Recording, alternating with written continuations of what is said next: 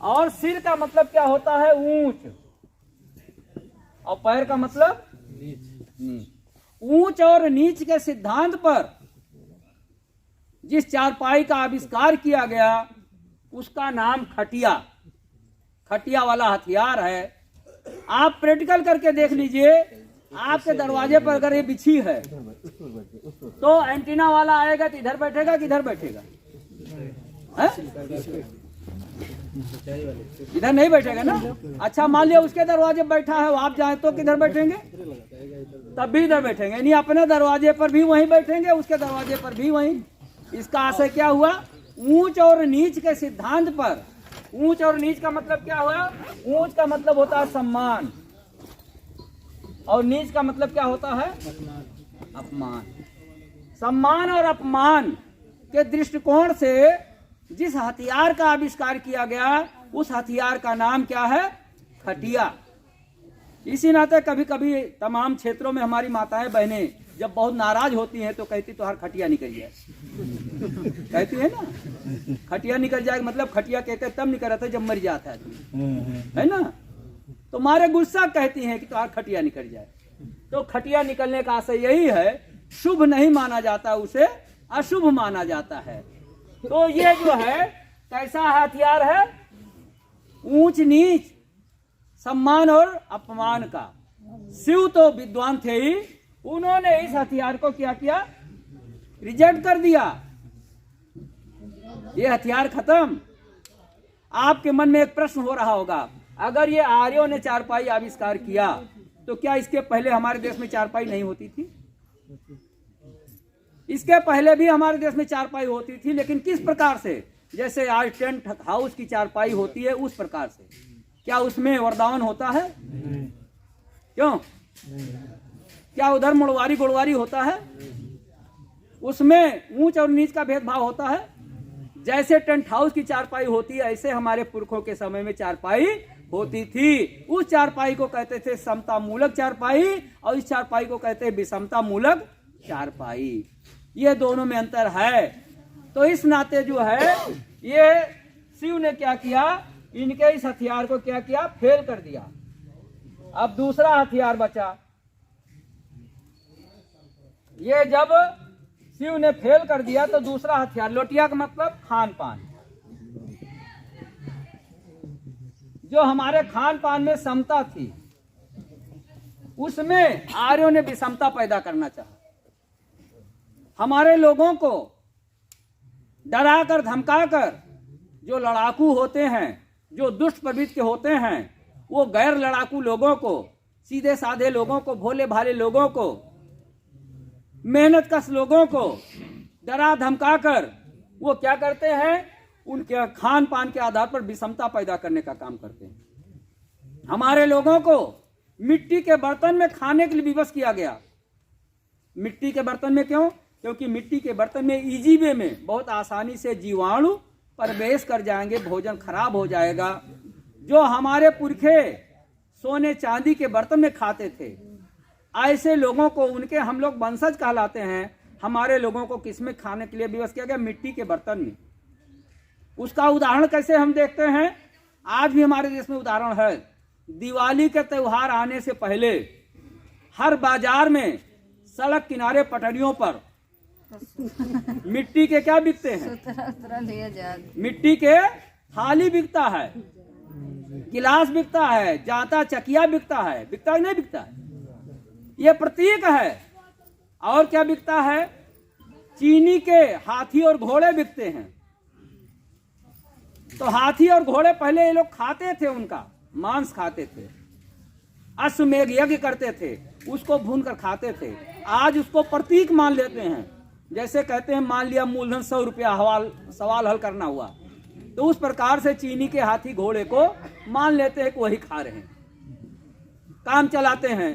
तो उस तरीके से ये काम जो है करने का प्रयास किया। आज भी आप देखिए हमारे देश में बहुजन समाज का एक वर्ग जो कभी भी चारपाई पर नहीं सोता है,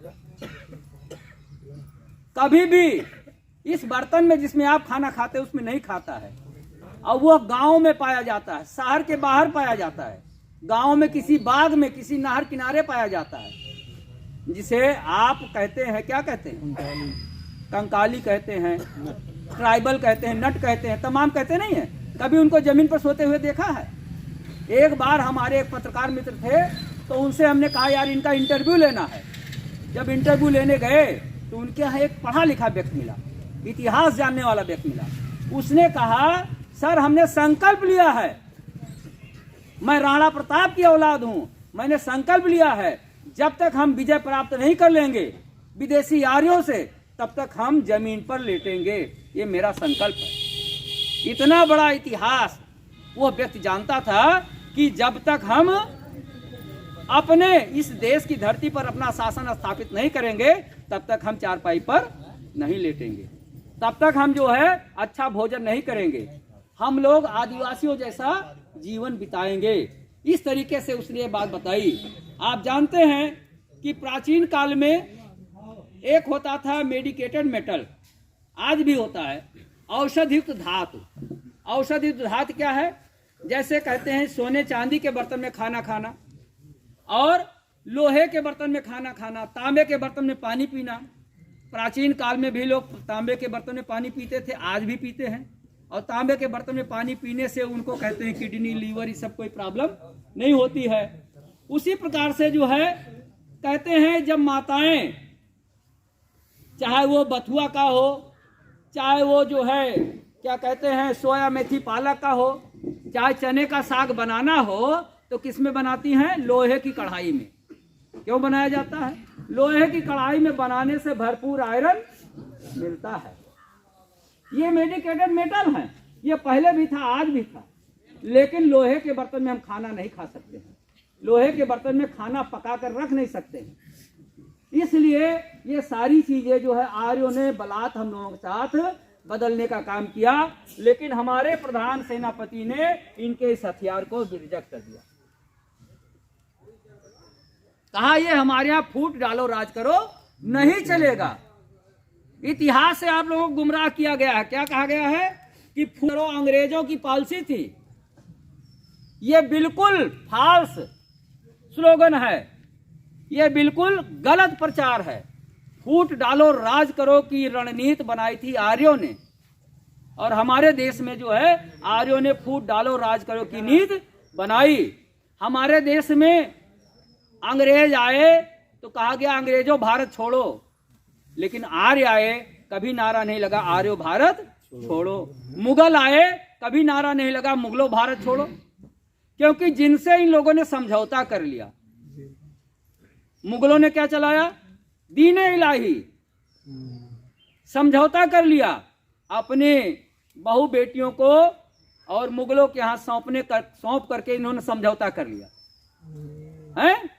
और उसके बाद जब आर्य आए तो वो यहाँ के लोगों को इनके बीच में लूट पाट करके, हमारे लोगों का शोषण करके, हमारे लोगों को गुमराह करके, हमारे लोगों को ऊंच नीच अगड़े पिछड़े सछूत अछूत में बांट कर हमारा शोषण करके हमारे बीच में बिजनेस करने लगे, जाति का व्यापार करने लगे। इस प्रकार से वो करने लगे, तो इस नाते जो है वो आज भी हमारे बीच में हैं। तो ये इस हथियार को भी इन्होंने फेल कर दिया। तीसरा हथियार सबसे खतरनाक होता है, जिसको कहते हैं ब्रह्मास्त्र। इसको क्या कहा जाता है? ब्रह्मास्त्र। ऐसा हथियार जो कभी फेल ना होता हो। इसमें क्या है, जो हमारे देश में रोटी बेटी का संबंध उम्र के हिसाब से होता था, रंग के हिसाब से होता था, शिक्षा के हिसाब से होता था, खान पान के आधार पर होता था। हमारे देश में रोटी बेटी का संबंध का ये जो आधार था, जिसमें आयु की गणना की जाती थी कि लड़का लड़की में समकक्षता होनी चाहिए, 3 साल 4 साल का अंतर होना चाहिए, लड़का लड़की बराबर पढ़े लिखे होने चाहिए, लड़का लड़की के रंग रूप में वो होना चाहिए, शिक्षा दीक्षा में वो होना चाहिए, खान पान में होना चाहिए, संस्कार में एक रूपता होनी चाहिए। ये हमारे देश में रोटी बेटी के संबंध का आधार था। आज रोटी बेटी के संबंध का क्या आधार है? आज लड़का अगर IAS है और वो चाहे स्वीपर समाज का है तो उसके यहाँ एंटीना वाला अपनी बेटी कर देगा, दे देगा। क्यों? लेकिन अगर डिस एंटीना वाला सफाई कर्मी है उसके यहाँ नहीं देगा। यही नहीं, अगर वो मुगलिया सल्तनत का है, उनके यहाँ भी अपनी ये बेटी दे देंगे, और दिए हैं, प्रमाण है। तो इस नाते जो है रोटी बेटी के संबंध को जो है, ये जो हमारा हथियार है, आज आप जानते हैं तमाम ऐसे लोग हैं हमारे बीच के, आपके बस्ती के IPS हुए हैं, और उन्होंने शादी किसकी लड़की से किया है? एंटीना वाले की। तो उनका धर्म कौन सा हो गया? एंटीना का धर्म हो गया। क्यों? अब उनके यहाँ ठेका पट्टा जितना होगा उनकी ससुराल का होगा, क्योंकि ससुराल अपने माँ बाप से ज्यादा प्रिय हो जाती है। तो ये सारी व्यवस्था को छिन्न भिन्न करने का, सिस्टम नष्ट करने का काम किसने किया? आर्यों ने किया। और इसी के आधार पर उन्होंने क्या किया? हमारे ऊपर विजय प्राप्त किया। कैसे? जैसे इन्होंने कश्यप राजा जो थे, इनकी 3 रानी थी, दिति, दानु, कद्रु, ये 3 रानियां थी। और रानी नारी प्रधान देश होने के नाते महिलाओं के नाम से वंश का निर्माण होता था। दिति के नाम से दैत्य वंश, दन के नाम से दानव वंश, कद्रु के नाम से नाग वंश, यह वंश बनता था। उस समय ये होता था, अगर बेटी पैदा नहीं होगी तो हमारा वंश नहीं चलेगा। और आज क्या होता है? लड़का पैदा नहीं होगा तो हमारा वंश नहीं चलेगा। पहले नारी प्रधान देश था, आज हमारा पुरुष प्रधान देश है। पुरुष प्रधान देश किसने बनाया? आर्यों ने बनाया। इस नाते जो है दैत्य दानव नाग वंश ये बना। और ये जब आर्यों ने आक्रमण किया, तो आक्रमण में जो है ये दैत्य वंश को नष्ट किया, दानव वंश को नष्ट किया, और नाग वंश के लोग, इन्होंने इन पर भी आक्रमण किया। लेकिन जो बचे उस युद्ध में, बचे हुए क्या कहते हैं? शेष। तो शेष बचे हुए लोग क्या कहलाए? और आप लोगों को शेष नाग क्या पढ़ाया गया? 1000 फन वाला सांप। क्यों? शेष नाग उल्टा कर दिया गया, नाग शेष है ना? शेष नाग यानी नाग वंश के बचे हुए लोगों को शेष नाग बता दिया गया। इनके ऊपर पृथ्वी टिकी हुई है, जब ये हिलते हैं तो पृथ्वी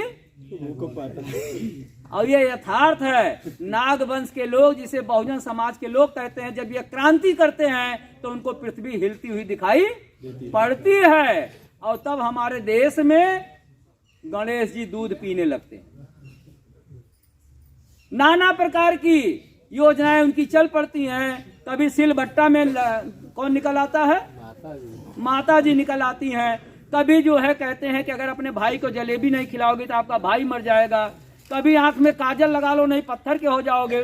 नाना प्रकार के गुमराह करने वाले प्रचार करना शुरू करते हैं। और उस प्रचार में देखते हैं कि हमारा बहुजन समाज सबसे ज्यादा फंसा हुआ है। और जब फंसा हुआ देखते हैं तो जान जाते हैं कि हाँ, हमको डरने की जरूरत नहीं है, अभी ये हमारे गुलाम बने हुए हैं, है कि नहीं? तो ये चीजें जो है नाग वंश के लोग, और नाग वंश के लोगों को जो है इन्होंने क्या किया? बाबा साहब ने इसीलिए जो नाग वंश के लोगों ने नगर बसाया था, उस नगर का क्या नाम था? नागपुर। और नागपुर में दीक्षा किसने लिया? बाबा साहब ने। जब उनसे पत्रकारों ने पूछा कि आपका जन्म महू में हुआ, आपके पुरखे रत्नागिरी के रहने वाले, तो आपने नागपुर में दीक्षा क्यों लिया? तो बाबा साहब ने कहा, ये हमारे पुरखों की बसाई हुई धरती है। उनकी जलाई हुई मसाल की लौ धीमी पड़ गई थी। उस मसाल को पुनर्जीवित करने के लिए, प्रज्वलित करने के लिए मैंने नागपुर में दीक्षा लेने का कार्य किया। इसलिए बाबा साहब ने अपनी क्रांति का मुख्यालय जो है नागपुर बनाया। और उनकी क्रांति को काउंटर एक्शन करने के लिए हाफ माइंड वालों ने भी वहीं अपना मुख्यालय खोला। तो ये जो है साधारण या असाधारण इतिहास है, जिसको हमारे समाज के हर व्यक्ति को जानने और समझने का जो है वो होना चाहिए कि इसको जानना समझना चाहिए। और जब जानेंगे समझेंगे तभी समाज को बता पाएंगे और समाज को शोषण मुक्त कर पाएंगे।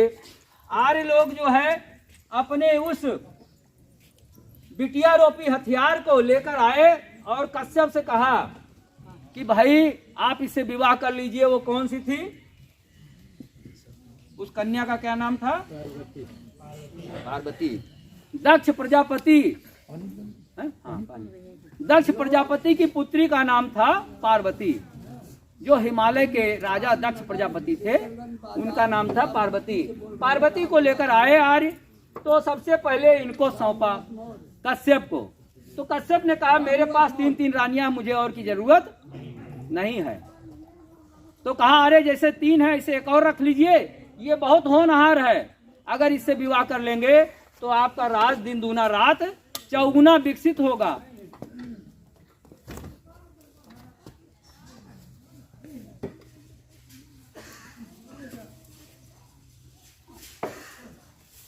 इन्होंने मना कर दिया, कहा कि नहीं मैं जो है और किसी से शादी नहीं करूंगा। तब जो है आर्य लोग कहाँ आए? प्रधान सेनापति के पास। प्रधान सेनापति की पत्नी का नाम क्या था? काली जी। जो काली जी की आप पूजा करते हैं वही काली जी हैं। ये कौन थी? शिव की पत्नी। तो काली जी शिव के पास आए, शिव से कहा कि आपके भाई साहब के पास, कश्यप के पास 3 रानियां हैं और आपके पास अकेले हैं, तो आप जो है एक और कर लेंगे, महाबली हो जाएंगे। तो शिव ने कहा कि एक साधे सब सधे, सब साधे सब जाए, हैं? मेरे लिए एक ही बहुत है। लेकिन आर्यों ने बहुत इधर किया। आप जानते हैं शादी विवाह की जब बात होती है, एक सामाजिक व्यवहार की बात बता रहा हूं। क्या होता है जब शादी विवाह की बात पुरुषों से कोई पुरुष करने आता है तो महिलाएं बड़े गोपनीय ढंग से उसको सुनती हैं, दरवाजे के पास कान लगा लेंगी क्या गुफ्तगू हो रहा है। तो काली जी भी कान लगाकर सुन रही थी। तो जब काली जी को मालूम हो गया कि इनको विवाह का ऑफर आया है, तो काली जी ने बुलाया शिव को, अरे आपके भाई साहब पास 3 है, कहे नहीं कर लेते एक थोड़े और। तो शिव ने कहा कि अरे नहीं भाई साहब की बात दूसरी है, हाँ हमारे लिए आप ही सब कुछ हो। तो काली जी के मन में खोट था। क्या खोट था? वो सोचती थी शिव का सारा भार हम अकेले रखे हैं, अगर एक आ जाएगी तो ये भार उसके ऊपर डाल देंगे, वो नौकरानी हो जाएगी, मैं रानी हो जाऊंगी। इसलिए शिव को कहा कर लीजिए। अब जब होम मिनिस्टर की हरी झंडी मिल जाए, क्यों, तो जो उनके मन के अंदर कहीं छुपा रहा होगा खुल के आगे कहा अच्छा तुम कह रही तो कर लेते हैं। तो क्या हुआ? पार्वती जी आ गई यहां। अब पार्वती जी जब आ गए तो पार्वती जी ने सारा इनके घर का जो है भार संभाल लिया। आप जानते हैं कि जब काली जी खाना बनाती थी तो जो वो खाना खिलाती थी वो खाते थे। लेकिन पार्वती जब आ गई, पार्वती कौन थी? पार्वती बिख कन्या थी, नशीली चीजों का सेवन करने वाली। जो नशीली चीजों का सेवन करता है या करती है उसे बिख पुरुष या बिख कन्या कहते हैं। तो जो नशीली चीजों का सेवन करेगी वो नशीली चीजों का सेवन कराएगी। तो शिव को भांग धतूरा ये सब वो खिलाने लगी नशीली चीजों को। और जब हमारा प्रधान सेनापति नशेड़ी हो जाएगा तो सेना का क्या हाल होगा? सेना मारी जाएगी कि नहीं मारी जाएगी? तो यह जो है पार्वती ने अपना वो कमाल दिखाया। जो आप शिवरात्रि को देखते हैं, हमारे समाज के लोग जो बन जाते हैं वो शिव की महिमा के लिए, तो वो चीज जो है पार्वती ने इनको नशेड़ी बना दिया हमारे प्रधान सेनापति को। इस नाते जो है ये दैत्य वंश, दानव वंश और नाग वंश के लोग भी मारे गए थे। और जब कुछ भूभाग को इन्होंने जीता, हमारे देश के कुछ भूभाग को जीता, तो जो जम्बू द्वीप था उसका नाम क्या हुआ? ब्रह्मावर्त। ब्रह्मधन आवर्त, आवर्त मीन्स घिरा हुआ। ब्रह्म जो ब्रह्मा थे उनके क्षेत्र से जो घिरा हुआ क्षेत्र था उसका नाम ब्रह्मावर्त रखा। और फिर ये संघर्ष चलता रहा और ये शिव से क्या हो गए? शंकर। क्यों हो गए? क्योंकि शिव की जो सभ्यता थी सिंधु सभ्यता थी और पार्वती की वैदिक सभ्यता।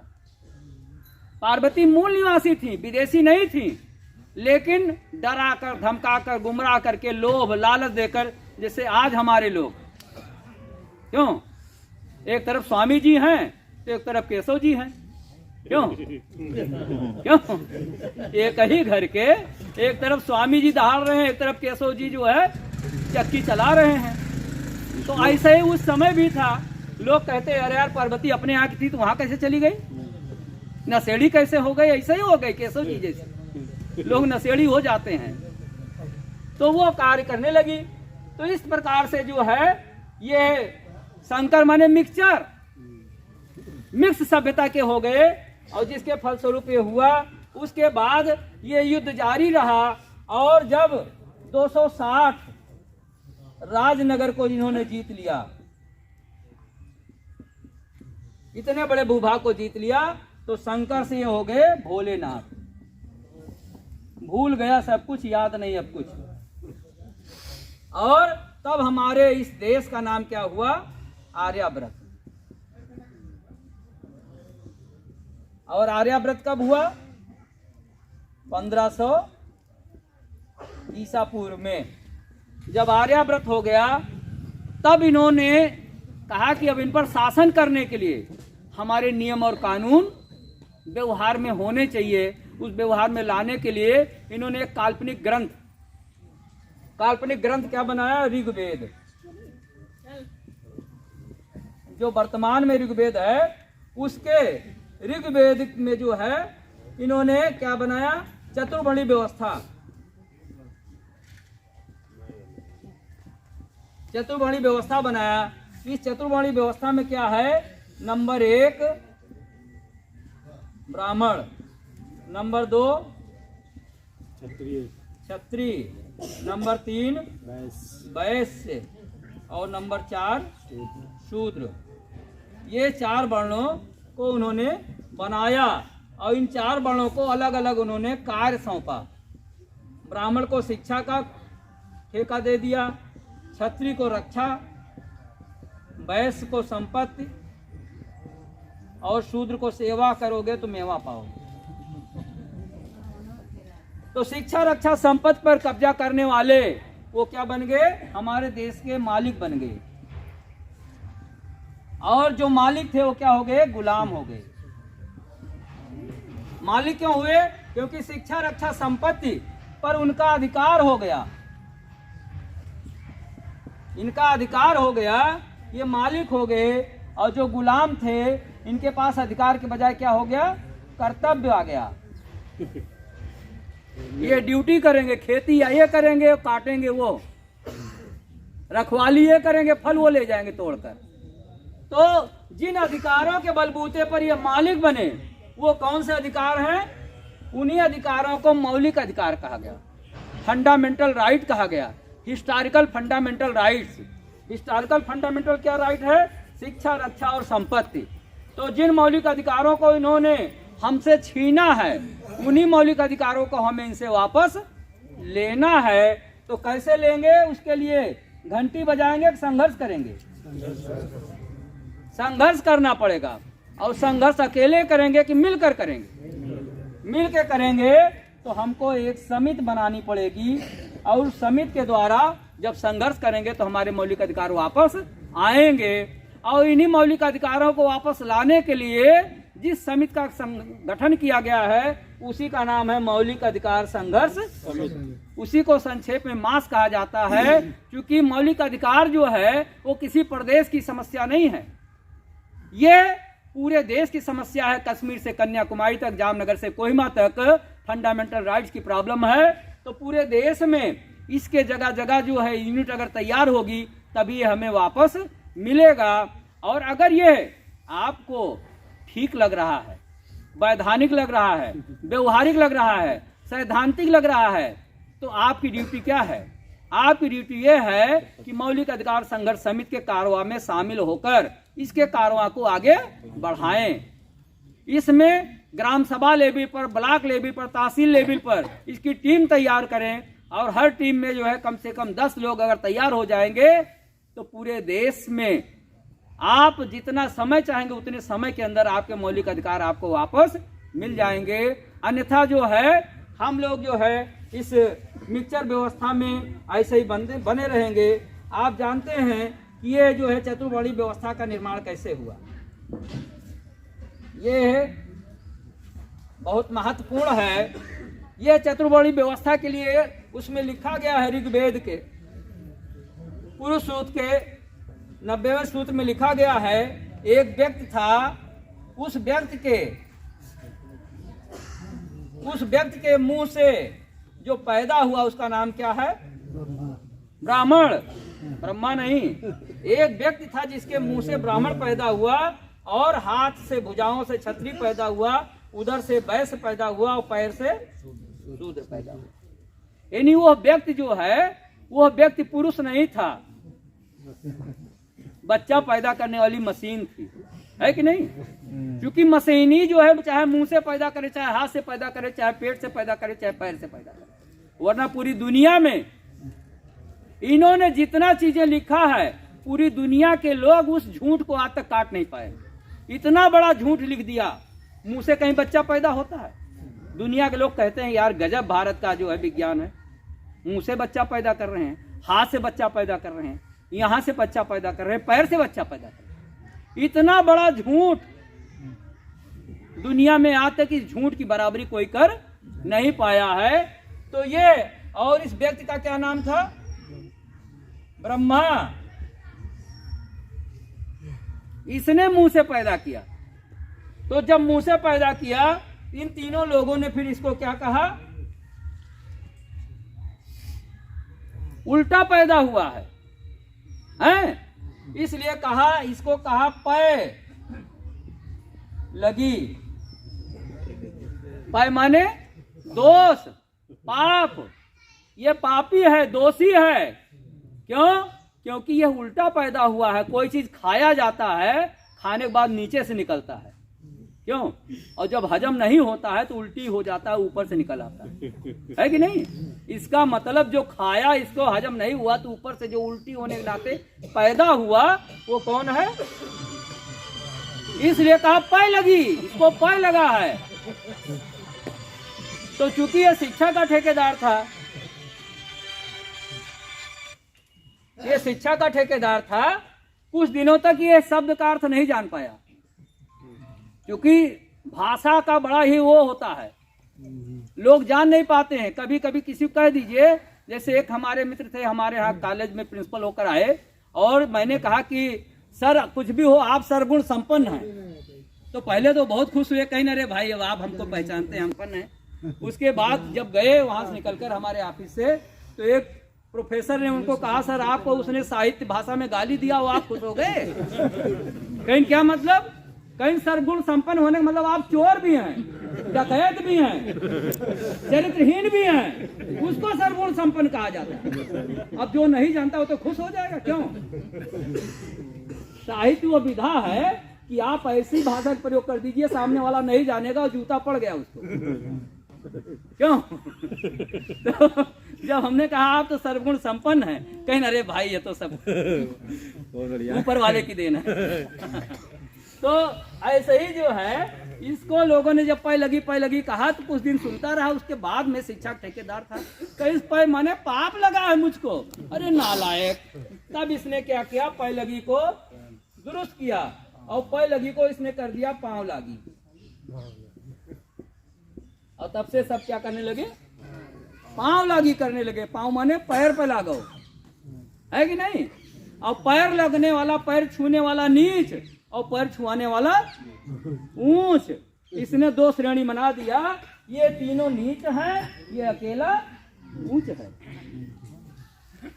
इसलिए बाबा साहब ने कहा जो ये लोग नीच हैं, इन्हें नीच होने का एहसास होना चाहिए, लेकिन एहसास नहीं। कहा क्या कहा कि जो शूद्र हैं, जो अछूत हैं, शूद्रों को शूद्र होने का एहसास करा दीजिए, गुलाम को गुलामी का एहसास करा दीजिए, तो गुलामी की जंजीरें स्वयं तोड़ देंगे। लेकिन एहसास करा दीजिए। कैडर क्यों हो रहा है? क्योंकि यहाँ बहुत से लोग मालिक बन के बैठे हैं, लेकिन वास्तव में वो क्या हैं? गुलाम हैं, मालिक नहीं हैं, गुलाम हैं। गुलामी के बहुत सारे निशान मौजूद हैं। जैसे हमारी आधी दुनिया है, यहाँ पर महिलाएं हैं, ऐसे कानपुर में कैडर था, तो वहां पर कुछ बौद्धिस्ट महिलाएं बैठी थी, तो उन्होंने कहा सर जी मैं तो गुलाम नहीं हूं। तो हमने कहा गुलाम का आशय क्या होता, जिसके पास गुलामी की निशानी हो वही गुलाम है। तो कहीं कौन सी निशानी है, तो हमने कहा सबसे ऊपर से मैं शुरू करता हूं। हमने कहा ये जो ऊपर बीच में लगा रखा है आपने ब्रह्मास्त्र, ये टीका जो लगा रखा है, कहीं ये शादीशुदा होने की पहचान है। तो हमने कहा पुरुषों के पास शादीशुदा होने की क्या पहचान है? क्यों? अगर आप बीच में लगाती हैं तो पुरुषों को बगल लगाना चाहिए, क्यों? तब तो पता चलेगा कि आप शादीशुदा हैं। ये आपके गुलामी की निशानी है। दूर से देख ले कि हाँ ये गुलाम है।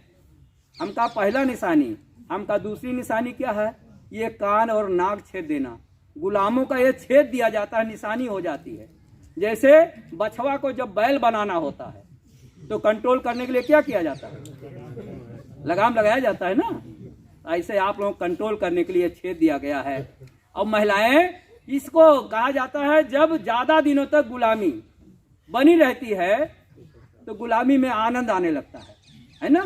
गुलामी में आनंद आने लगता है। आप लोगों ने इसको शौक मान लिया है कि अरे यही बहाने सोने के नकुना, सोने के कान एक पहले पाई जाए थे गुलामी की निशानी के लिए। लेकिन इसमें सबसे बड़ा फायदा किसका होता है? चोरों का। वो सोना ले ही जाते हैं, नाक और कान फाड़ भी डालते हैं, छोड़ते नहीं हैं। तो उनका फायदा होता। तो नाक और कान ये गुलामी की निशानी है। तीसरी निशानी हाथ में चूड़ी। यही मर्द लोग कहते हैं अरे क्या मैंने चूड़ियां पहन रखी हैं? आप लोगों को सुनाई नहीं पड़ता है? मर्द कहता है क्या मैंने चूड़ियां पहन रखी हैं, अर्थात क्या मैं गुलाम हूं या मैं कमजोर हूं? सबक लो इन पुरुषों से जो आपके सामने बातें कहते हैं। चूड़ियां पहनने का मतलब आप गुलाम हैं। ये नाक पहनने से, अगर नाक पहनने से बहुत सी महिलाएं कहती हैं सिंदूर लगाती हैं तो सुंदर दिखती हैं। अगर ये बात होती पुरुष बेवकूफ नहीं था, ये 3 जगह सिंदूर लगा लेता और सुंदर दिखता। क्योंकि पुरुषों के लिए फेयर एंड लवली अलग आती है, आपके लिए अलग आती है, और बच्चों के लिए अलग से आती है। तो अगर फेयर एंड लवली लगाने से कोई गोरा हो जाता तो दक्षिण अफ्रीका के लोग खूब फेयर एंड लवली लगाते, केरल वाले खूब लगाते। तो ऐसा नहीं है, ये गुलामी की निशानी है। अगर वास्तव में बराबरी करनी है तो आपने नीचे छेदाया, पुरुष ऊपर छेदा ले। आपने इधर नाक छेदाया, पुरुष इधर छेदा ले। आपने 12 चूड़ी पहनी है, पुरुष 4 पहन ले। पैर में भी, पैर से लेकर सिर तक गुलामी की निशानी यहाँ पर पड़ी हुई है। और इतने नहीं, यही महिलाएं महिलाओं की दुश्मन है। पुत्री पैदा होगी तो रमापुर राजा के प्राइमरी स्कूल में, और पुत्र पैदा होगा विशेषरगंज के मांटेसरी में। जाता है नहीं, खूब खुश होती हैं, हंस रही हैं। तो करते ही भाई, तो उससे वंश चलेगा। यही पुत्र पुत्री में भेद करती हैं। पुत्र पैदा होगा तो उसके नाम पर आने वाला है व्रत तिलवा गंजी का। क्यों? सकट, उसके नाम पर व्रत रहेंगी। पुत्री क्या दूसरे रास्ते से आई है? पुत्री के नाम पर व्रत क्यों नहीं? पति के नाम पर व्रत, पत्नी के नाम पर क्यों नहीं? कभी आपने सोचा है? आज पढ़ी लिखी जो डेवलप माइंड की लड़कियां हैं, उन्हें नाक छेदाती है, ना कान छेदाती, ना चूड़ियां पहनती है। लेकिन जो पिछड़ेपन का प्रतीक जिसके अंदर है, उसकी माँ छेदाई थी इसलिए बेटी भी छेदाई है, उसकी सास छेदाई थी इसलिए बहू भी छेदाई है, वो चला आ रहा है। ये गुलामी की निशानी है। और कहा जाता है कि अगर बच्चा पैदा करने वाली माँ गुलाम होगी तो उसकी पैदा होने वाली संतान भी गुलाम होगी। तो माताओं को सबसे पहले आजाद होना पड़ेगा, और जब माताएं आजाद हो जाएंगी तो पैदा होने वाला बच्चा भी आजाद पैदा होगा। इसलिए ये सबक हमको सीखना चाहिए। मैं तो फिर भी उन लोगों को मैं धन्यवाद देता हूँ जिन लोगों ने इन माताओं बहनों को यहाँ तक लाने का काम किया। क्योंकि माता सावित्रीबाई फूले, माता जो है फातिमा शेख ने कहा था, पुरुषों की शिक्षा जो है इकाई के बराबर होती है और महिलाओं की शिक्षा दहाई के बराबर होती है। एक नहीं 2-2 मात्राएं नर से नारी भारी होती। तो माताएं, महिलाओं की शिक्षा जो है 2 घरों को रोशनी फैलाती है, और पुरुषों की शिक्षा 1 घर को रोशनी देती है। और जिस कैडर में महिलाएं आ जाती हैं वो कैडर वास्तव में सफल कैडर कहा जाता है। किसी भी कार्यक्रम में अगर महिलाएं नहीं आती हैं, उस कार्यक्रम का कोई मतलब नहीं रह जाता है, क्योंकि सिक्के के दो पहलू होते हैं। अगर एक तरफ सिक्का खोटा है, एक तरफ ठीक ठाक है, तो सिक्का चलेगा? नहीं चलेगा। और जब सिक्का दोनों तरफ ठीक ठाक है, तब सिक्का चलेगा। सिक्का अपना अगर बाजार में चलाना चाहते हो, समाज में चलाना चाहते हो, तो महिलाओं, बहनों को, बेटियों को, बच्चों को लाना चाहिए। यही ट्रांसफर करेंगी, क्योंकि यही ट्रांसफर अपनी बहू को करती हैं। कहाँ? जब काली जी के यहाँ ले जाती हैं। लेकिन जब आप जान जाओगे काली जी के यहाँ नहीं जाना है, कहाँ जाना है? सावित्रीबाई फूले के पास जाना है, फातिमा शेख के पास जाना है, तो आपका जो है दिमाग खुल जाएगा। आप जान जाओगे कि ज्योतिबा फूले के पास जाना है, साहू जी महाराज को पढ़ना है। तो इस नाते जो है, हम जब अपने महापुरुषों को जानेंगे, समझेंगे, पढ़ेंगे, तब जाके वो होगा। आपको ज्ञान की बात बता दें, बहुत से लोग कहते हैं डिग्री से ज्ञान होता है। ये उनकी अज्ञानता है। ज्ञान अनुभव के आधार पर होता है। फरवरी में 24 फरवरी को संत रविदास की जयंती है।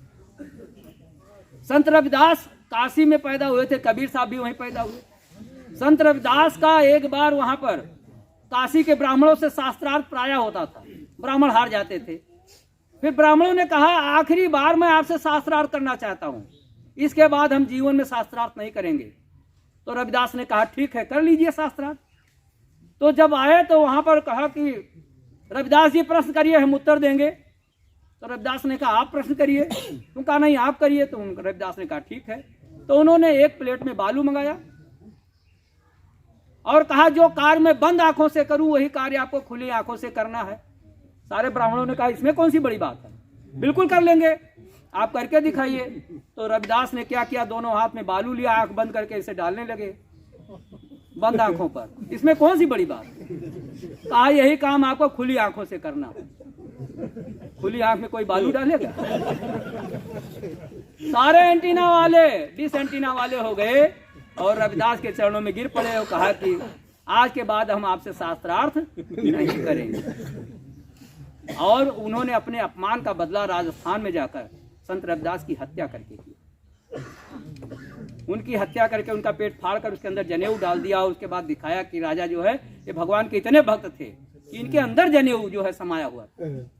तो इस तरीके से जो भी हमारे समाज में, चाहे बाबा साहब की हत्या हुई हो, चाहे संत कबीर की हत्या हुई, आप सब लोग जानते हैं, ऐसे महापुरुष जो, लेकिन वो महापुरुष हमारे जानते थे कि प्रकृति का नियम है कि जीवन मरण सत्य है और सत्य बोलो मुक्त है।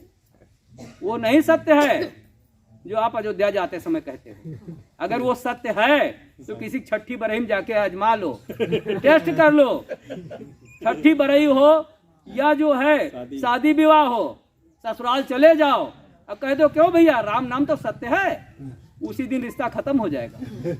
ये तो साला जो हमारे शुभ दिन पर राम नाम सत्य कह रहा है, इसका मतलब राम का नाम सत्य नहीं है। तो जीवन मरण सत्य हमारे सभी महापुरुष कर रहे थे, जानते थे कि जो पैदा हुआ उसे वो मरेगा। कब मरेगा कोई नहीं जानता है। इसलिए जब तक जिंदा हो सच के साथ जिंदा रहो, झूठ के साथ मत जिंदा रहो। लेकिन आज भी कम से कम 90% लोग डर के मारे झूठ के साथ जिंदा रहते हैं। अरे यार, तमाम लोगों के यहाँ ईडी का छापा पड़ा है, क्यों? सीबीआई का छापा पड़ा है। यहाँ बोल रहे हैं नंद जी के घर पे छापा न पड़ जाए। इसकी चिंता होगी तो सामाजिक कार्य करना बंद कर दीजिए। वो आज छापा डाल रहा है, वो आज जेल भेज रहा है, फांसी नहीं कर सकता, क्योंकि हम 302 नहीं कर रहे हैं, हम सच का उद्घाटन कर रहे हैं। और सच बोलने के लिए मुझे फंडामेंटल राइट के 51A(H) के अंतर्गत मुझे यह कर्तव्य दिया गया है। ये मेरा मौलिक कर्तव्य है कि मैं समाज को ढोंग और पाखंड से निकालने का काम करूं, वैज्ञानिक विधाओं से आच्छादित करने का काम करूं। ये भारतीय संविधान में दिया गया। इसी के तहत पेरियार ईबी रामास्वामी नायकर ने एक ट्रक में सारे देवी देवताओं को भरकर जूते की माला पहनाकर और जूता से मारते हुए अपने नगर में लेकर निकले थे। कहा, देखो तुम्हारे देवी देवताओं में अगर शक्ति होती तो मेरा रोआ उखाड़ लेते, लेकिन ये देखो मुर्दा, मैं इन्हें जूते से पीट रहा हूं, कुछ नहीं कर सकते। तब वहां तमिलनाडु के लोगों में यह भय खत्म हुआ और कहा, देवी देवता नाम की कोई चीज नहीं है। लेकिन उत्तर भारत के लोग, हिंदी भारत के लोग इतना डरते हैं, इतना डरते हैं, ये बताने की जरूरत नहीं है। दूर से मंदिर दिखाई पड़ेगा तो ऐसे करेंगे, तुरंत हाथ जोड़ लेंगे। कभी कभी हम ट्रेन में सफर करते हैं तो जब किसी को झुकाते देखते हैं तो हमने कहा भाई साहब वो एक और आ रहा था, क्या? हम कहा जहां सर झुकाए थे। तो ये होता है। एक बार मैं यूनिवर्सिटी जा रहा था तो हमारे साथ बहराइच की एक प्रोफेसर थी, लेडीज प्रोफेसर थी। तो बस से जा रहे थे अयोध्या, जब पुल आने लगा तो उन्होंने कहा भाई साहब खिड़की किनारे हमको आ जाने दीजिए। हमने कहा क्या बात, कूदना चाहती हैं क्या? कहीं नहीं कूदना नहीं है। तो खिड़की किनारे गई, जब नदी का बीचों बीच आ गया तो उन्होंने पर्स से निकाला। महिलाएं पर्स अक्सर रखती हैं, कुछ के पास पैसा रहता है, कुछ के पास फेयर एंड लवली रहता है, कुछ रहता है पर्स में। तो उन्होंने खट से इतना निकाला रेजकारी और खट से उसमें फेंक दिया। तो हमने कहा मैडम ये पानी का पैसा है क्या? कहीं क्या मतलब? हमने कहा लोग यही कहते हैं पानी का पैसा पानी में जाता है। कहीं नहीं, पानी का पैसा नहीं है। अरे भाई साहब मैं हिंदी की प्रोफेसर हूँ, हिंदी में कोई ट्यूशन भी नहीं पढ़ता है, तो ओवरी इनकम भी नहीं होती है। तो हमने कहा कि ये बताइए मैडम आखिर उसमें फेंका क्यों आपने पैसा? आप नहीं जानते हैं, आप नास्तिक हैं, आप कुछ नहीं जानते। हमने कहा नहीं मैं नहीं जानता, बताइए। कहीं जितना मैं फेंक रहा हूँ एक साथ दुगना हो जाएगा। तो हमने कहा इस समय आपका वेतन 1,76,000 रुपया, एक प्रोफेसर का उस समय वेतन 1,76,000। तो हमने कहा 1,76,000 अगर आप पूरा फेंक दें, इससे बढ़िया एफडी क्या है, तुरंत दुगना हो जाएगा। क्यों? अगर उसमें फेंकने से दुगना हो जाता है तो हम तो समझते हैं जिसके एक लड़का हो फेंक दे खट से 2 लड़का हो जाए। इससे बढ़िया मशीन हो दुनिया में क्या हो सकती है? लेकिन नहीं, समाज जो है वो कबीर साहब ने कहा जग बौराना। तो ये जग जो है यहाँ पर लोग बौराए हुए हैं, इनको जानना चाहिए कि हाँ वास्तव में क्या सच है क्या गलत है, इसके बीच में अंतर नहीं निकाल पाते हैं।